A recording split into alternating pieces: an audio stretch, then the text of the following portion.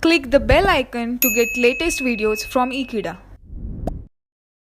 Hello friends, today we are going to discuss about a clustered system of a storage system architecture.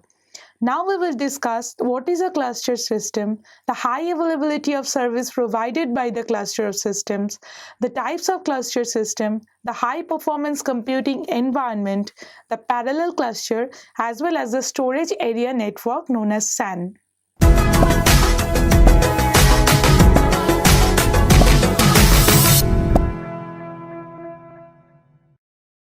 Cluster system is a multiprocessor system that gathers together multiple processors or CPUs.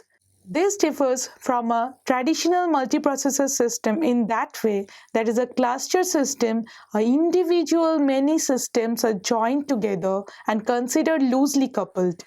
They are connected via local area network or some more faster interconnect known as InfiniBand. The cluster systems are used to provide high availability of services. This high availability can be accomplished using a layer of redundancy in the system. A layer of cluster software runs on the cluster nodes. This provides access to the shared data. Each node can monitor one or other nodes in a system. If the monitored node fails, then the monitoring node can take ownership of the storage of the monitored nodes and run the systems altogether and restart it. This way, the cluster system can provide high availability because it continues providing service even in one or more systems in that cluster fails. The users and the clients of the application only sees a brief delay of service in that application.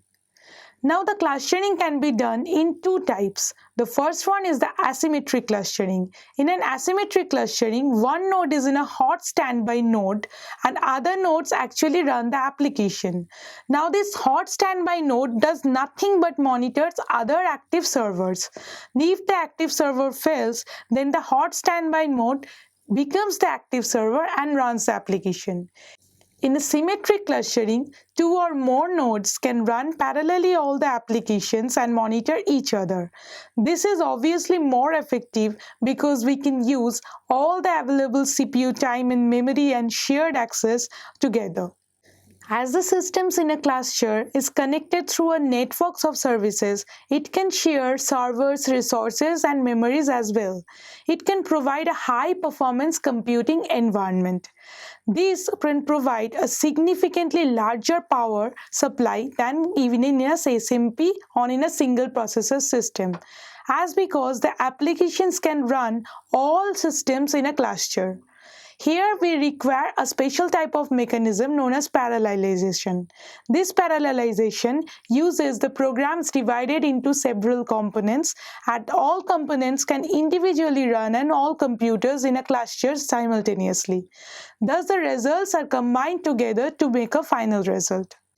Other forms of cluster include parallel cluster and cluster connected via wide area network. Parallel cluster can run on a multiple host can access the same data simultaneously. Because the lack of operating system provides the multiple hosts to access the data simultaneously, the application must be a special release and we must use a special version of the software. For example, Oracle Real-Time Application is a special version of the Oracle database that can be designed to run on a parallel cluster. Every machine that on the cluster runs a Oracle and all access to the database's data. This can be provided by parallelization of the data. A layer of software tracks the access to the shared data, and the operating system must also supply access control and locking to ensure that no conflicting operation would occur. This can be provided by a distributed lock manager, which is included in some operating system.